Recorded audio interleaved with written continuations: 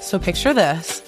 I'm in Brooklyn, in Williamsburg, in fact, getting brunch with my good friend Sophie, as one does. We're catching up, we're chit-chatting, yada, yada, yada. And they say to me, they're like, oh, I think I have someone perfect for your podcast. And I was like, oh my God, who? Because also I love when people give me recs for folks that are like, who should be on the show. Like, if you haven't already, please email us or like message us with like people you think should be on the show. We absolutely love it. But I was like, okay, who do you think should be on the show? And they're like, oh, my friend Zander is simply suing the government because of like receiving like incorrect passport marker. And I was like, okay, hell yeah, let me hit Zander up. And on top of everything else, Zander, A, yes, is suing the government, which is badass on its own, but B, is also an incredible artist and has like amazing style and like is just kind of approaching this situation that is like very serious, which is like suing the government over discrimination against trans folks, but like kind of still approaching it with like this levity and like this wittiness that I really appreciate. And so we wanted to do an episode kind of as like a breaking news type of thing. You know, this is affecting our community for folks who have been receiving incorrect passport markers as a result of the executive order that Trump signed earlier this year. And we also just wanted to talk to Zander, who's just like an amazing and lovely person. So without further ado, please enjoy this interview with Zander and his lawyer, Carl Charles.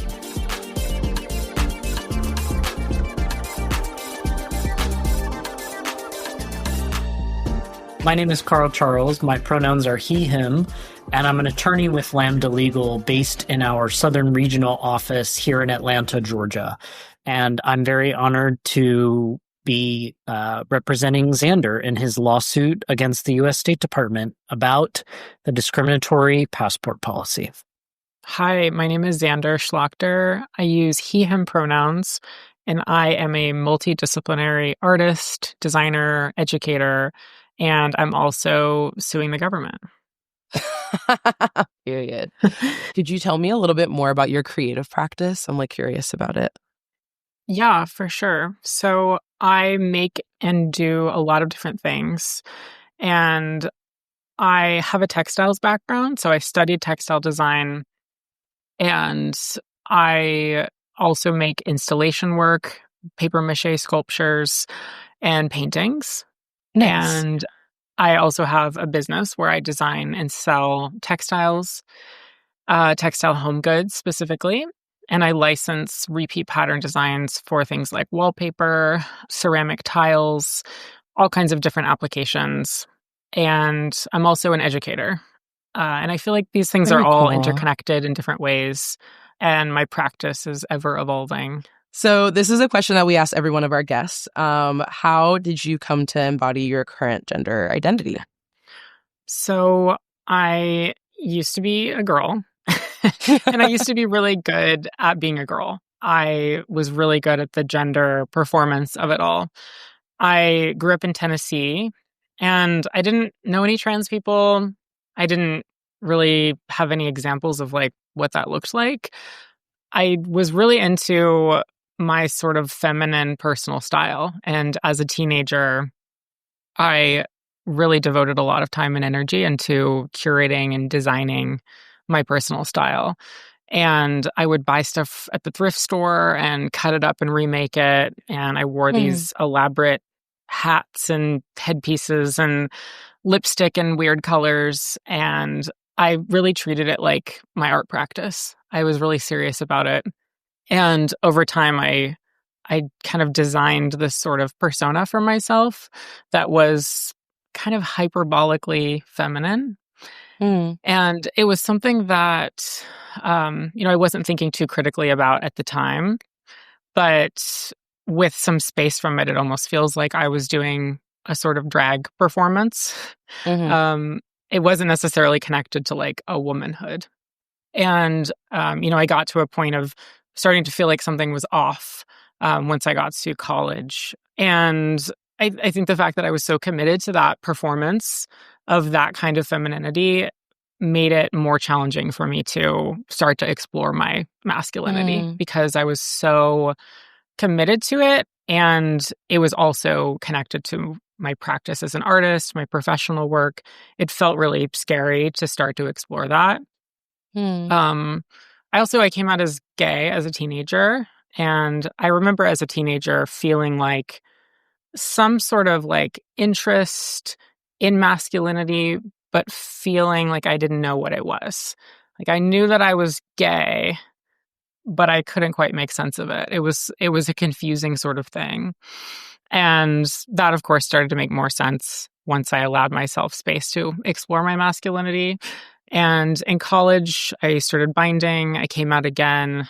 I started using they, them pronouns Hmm. and settled into a more androgynous personal style, which I think at that time I knew that it wasn't quite enough, but it felt like the safest option at the time.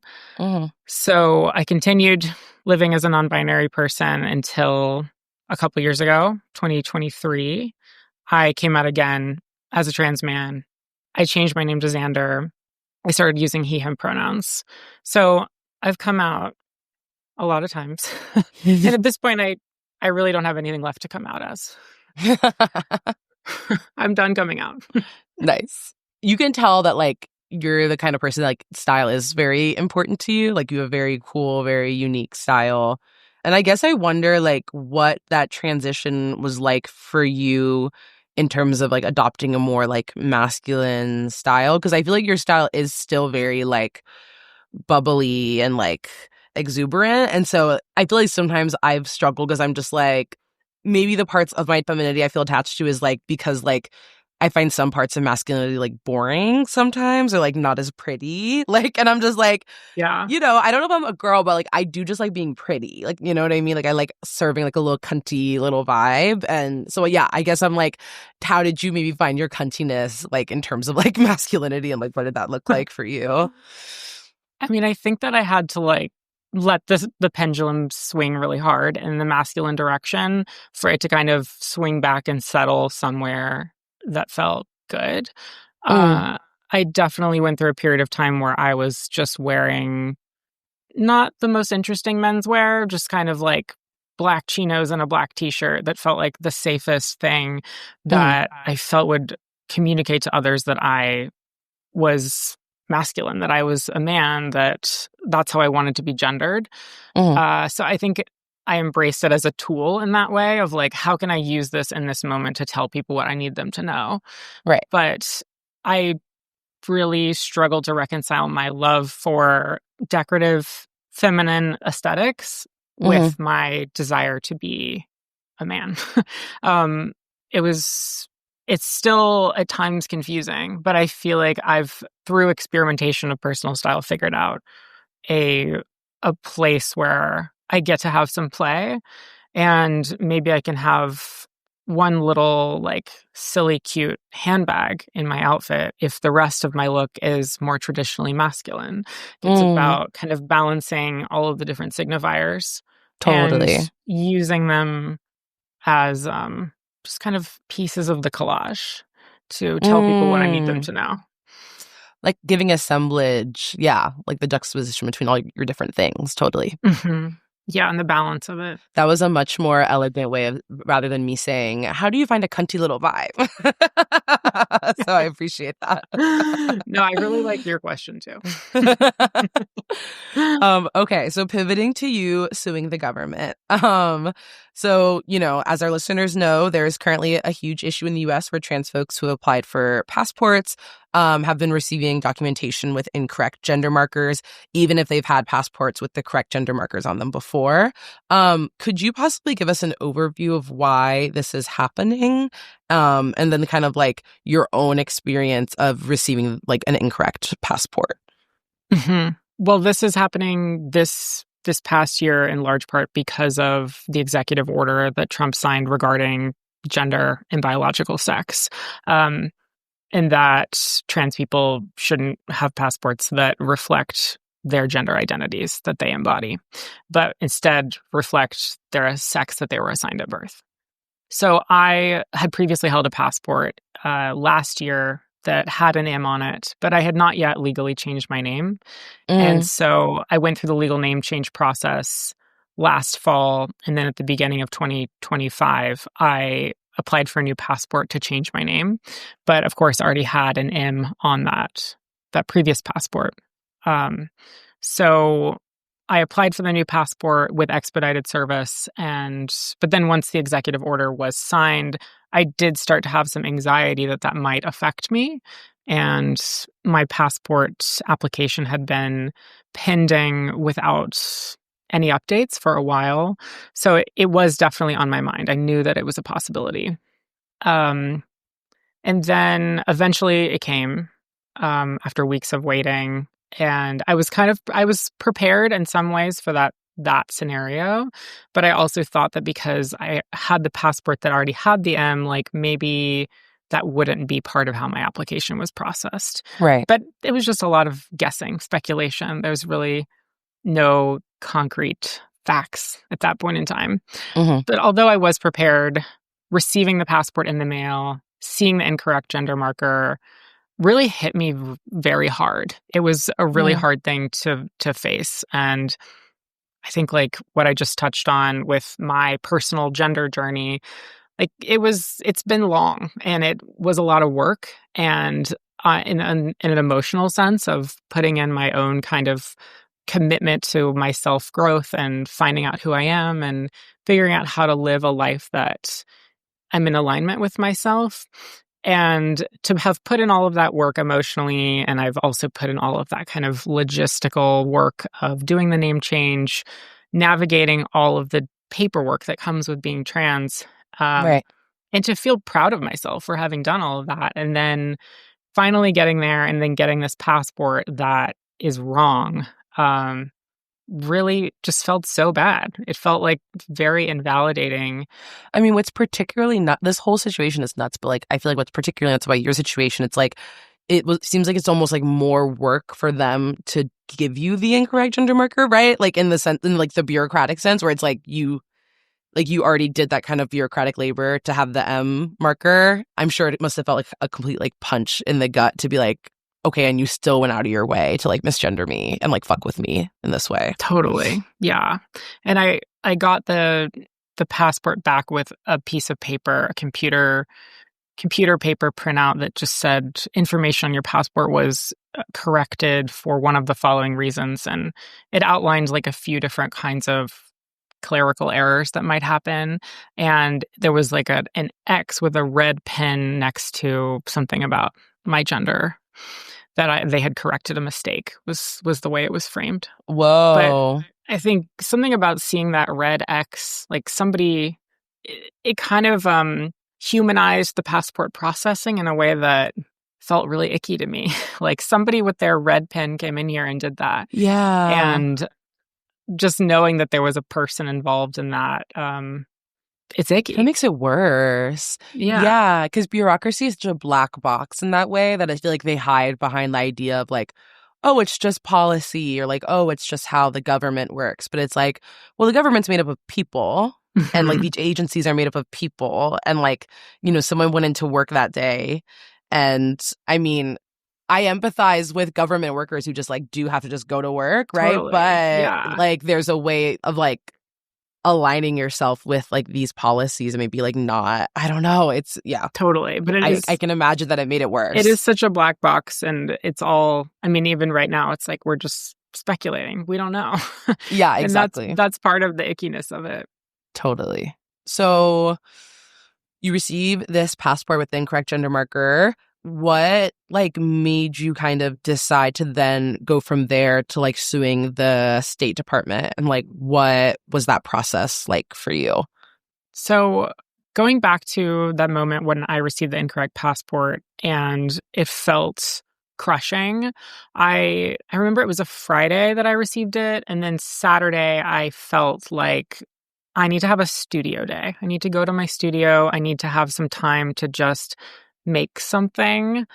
I felt like I, as an artist, as someone who's always been an artist, I often turn to making as a way to self-soothe and also as a way to kind of problem solve, to think through things. So I came to my studio with no plan or agenda for the day, and I started just noodling around. I was drawing in my sketchbook, collaging, and I came up with this idea kind of all of a sudden to make a passport for myself, a pretend passport, a prop. And I made a paper mache sort of sculpture of a passport that's made out of cardboard and paper, but I basically made myself a new passport. And it was something that I felt like I just had this kind of gut feeling that I needed to make it. As soon as I got the idea, I started doing it. And then once I finished it, I decided to share it on Instagram. And I think once it was done, it kind of took on a new resonance. And I reflected on the process of having made the thing that I needed. Like, I didn't get what I need, and so I'm going to use my own two hands to make this thing. And that post, sharing that on Instagram, I think, a lot of people saw it. It got really widely reshared. It's sort of the most attention I had ever had on anything that I'd shared online.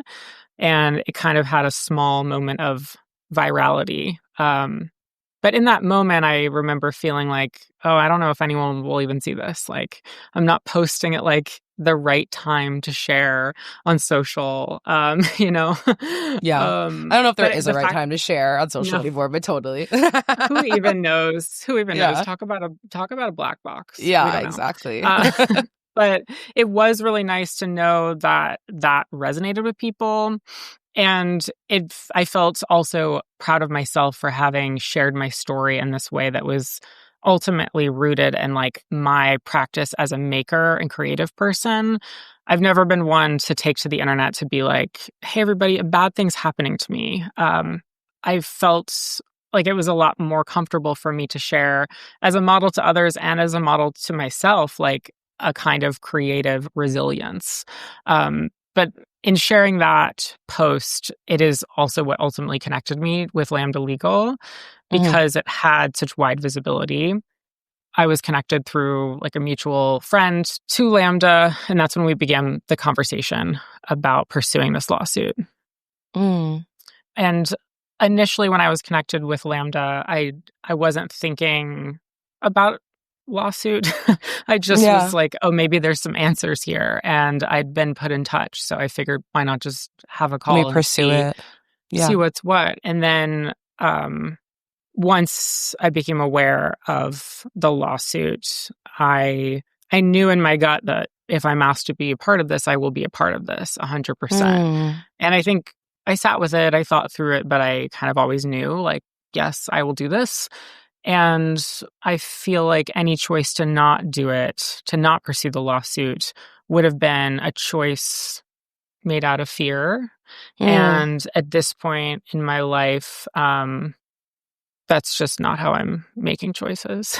And the choice to do it is the choice that aligns with my values.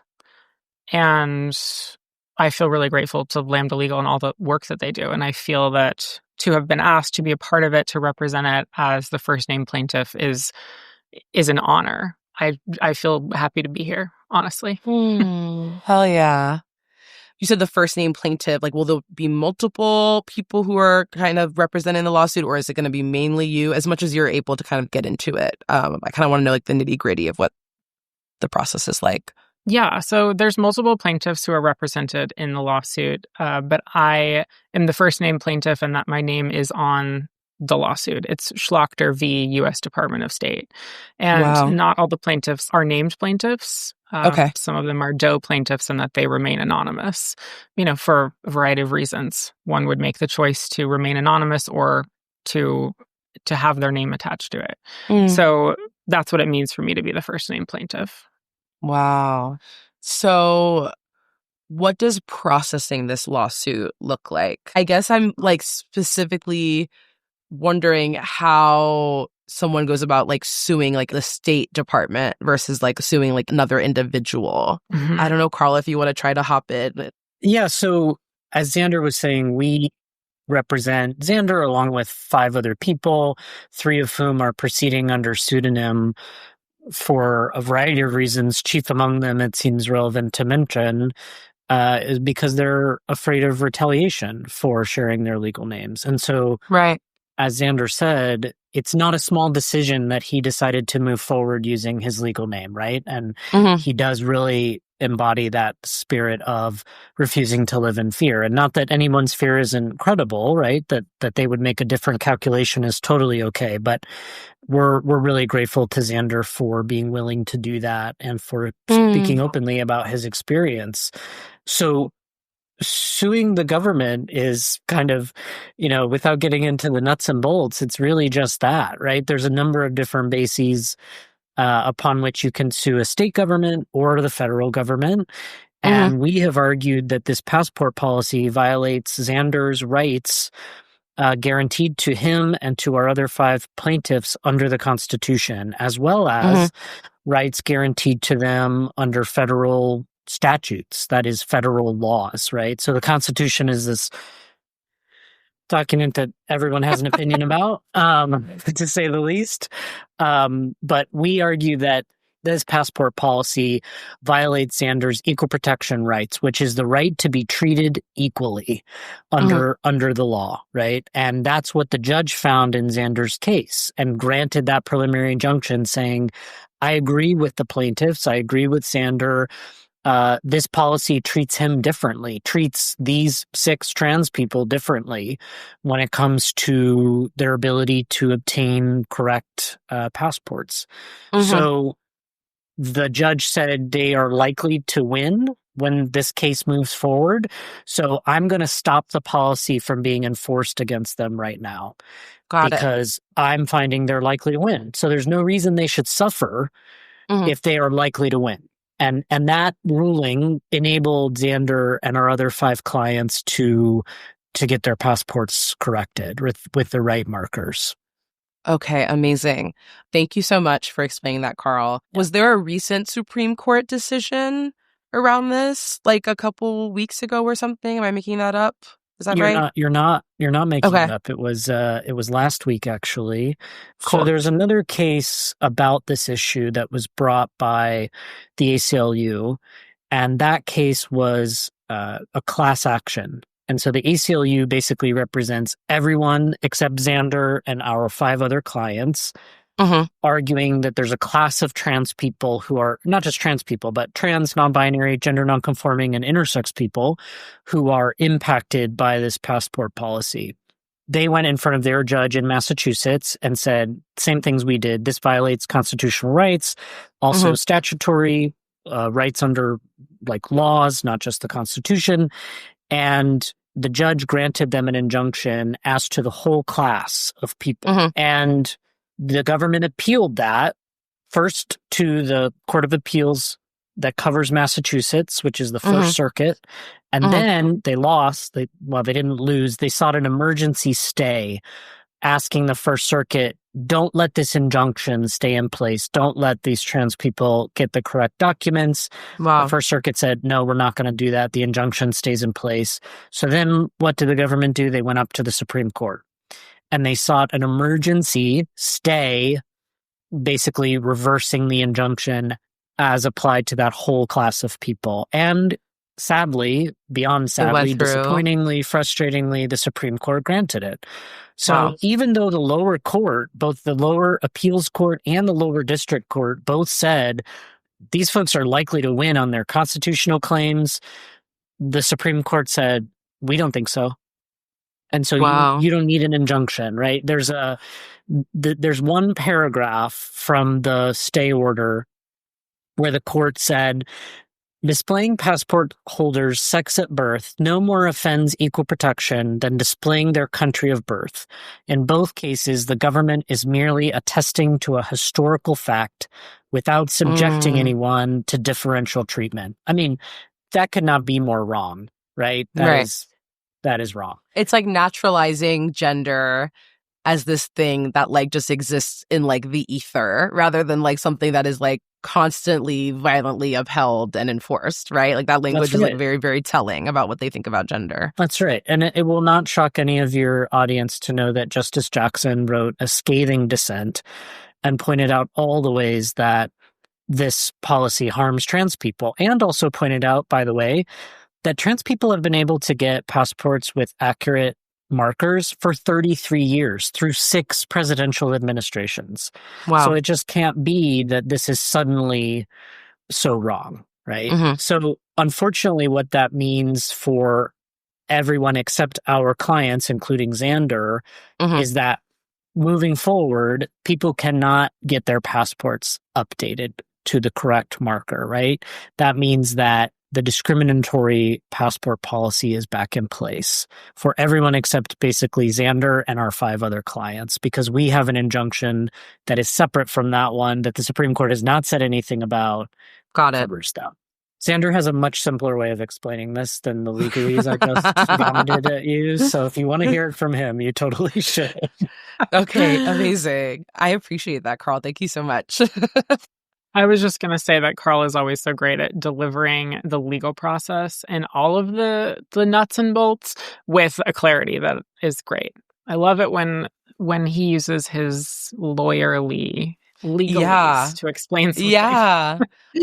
I don't know that I have much to add. It's just that the Supreme Court deciding that the preliminary injunction for the ACLU case doesn't stand, does not affect me and the other plaintiffs, and that I've already received a corrected passport, but if I had not yet, my preliminary injunction would still allow me to get a new passport at this moment in time. Right. Yeah. And I'm like, what do you mean because of this tiny little stipulation kind of thing that those folks now don't get to update their passport? You know what I mean? I'm just like, yeah, I hate the law. It's so oppressive. It's also just deeply confusing. Yeah, and exactly. Lots of people don't understand how it works, almost as if it's by design. Totally. Something that I really appreciated Carl bringing up is how courageous you were being by having your name attached to the lawsuit, and I sometimes, even with this podcast, sometimes I get a little nervous because I'm is this just a directory of trans people that they can target? You know what I mean? There's a, I think, a nervousness that comes with visibility. And I guess I don't want to suggest you should be scared, because I think there's enough stuff in the world right now telling us we should be scared. But I'm do you feel ever scared that you might get doxxed, or is there any fear, or are you just kind of, sometimes when I feel scared, I actually can't let those thoughts in at all, because then it will become all consuming. So what is your kind of thought process with that? I definitely experience at times that impulse to self-censor out of protection. There are a lot of things happening right now that are really scary.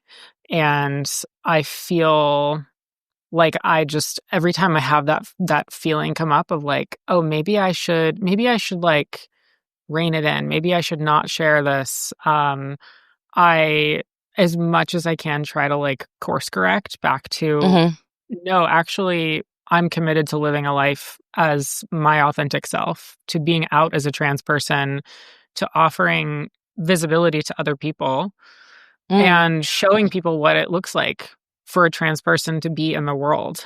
And I know that for me, role models have really done a lot for me, showing me a way to be. We all need a mirror. And more than I feel the fear, I feel more so a commitment to live in my life, being who I am.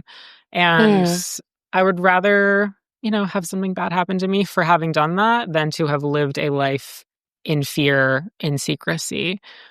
I've just come too far in my personal journey to hide away, to not be myself. So that's kind of where I'm at with that. Yeah. So you made a reel on Instagram talking about the lawsuit and why it's important to pursue it. Why is it not only important for you to fight these policies, but also to share your story online and the process while you're doing it? So I knew that the lawsuit was about to be filed and be announced. And because I have somewhat of a following online, I wanted to share about it. I wanted to post something to acknowledge it and to share my kind of narrative of being involved in it. For my followers, people who keep up with my work, but also for people that know me. And I sort of like struggled to make sense of what that would look like for me. Because again, like I'm not trying to take to the internet and be like, hey, a bad thing's happening to me. Like I just couldn't quite figure out what it would be in my voice to share that news and to share that I'm involved in it. And I was trying to think of like unconventional approaches. And I was talking about it with one of my friends, like my best friend who's kind of a creative confidant for me. And I was talking through it with him, and he said something like, it's not like you're going to make a video that's like, get ready with me to sue the government or something, right? Like how are you going to do this, you know? And in that moment, I was like, no, actually, that's exactly what I'm going to do.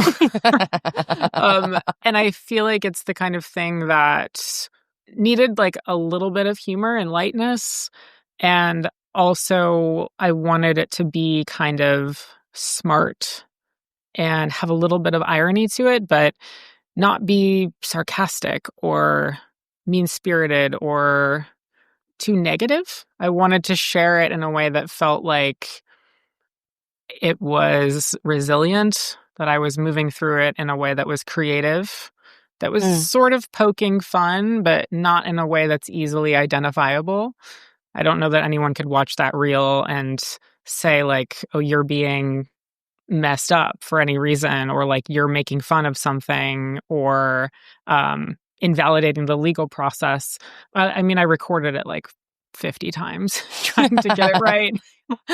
I took my belt on and off like so many times every take to like get it just right.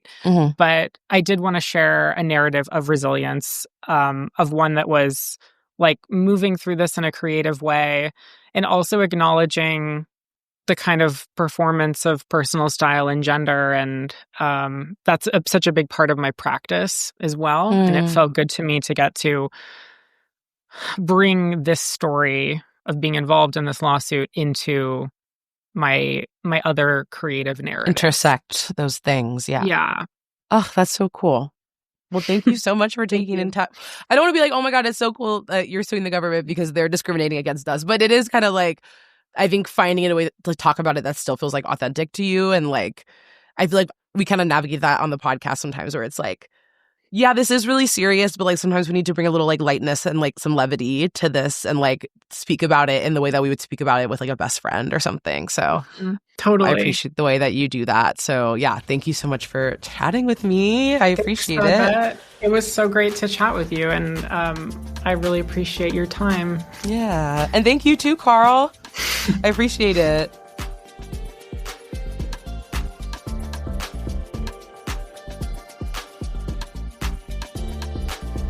Gender Spiral is an original podcast from Audiation. Theme music is composed by Chanel Kirchlow, remixed by Daria Lord.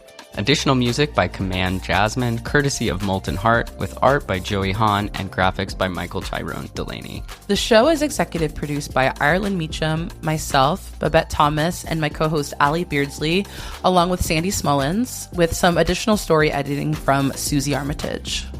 If you want to help us out, you can rate or review us wherever you're listening to us right now, and follow us on Instagram at Gender Spiral to get notified about new episodes. And be sure to support us on Patreon at patreon.com/genderspiralpodcast. For $2 a month, you can get access to our Discord community. Higher tiers will get you exclusive bonus content, plus gifts from us like these cute little monthly postcards and free merch. You can also check us out at genderspiralpod.com, where you'll find transcripts for each episode and a link to leave us a voicemail. And you can shop our merch store.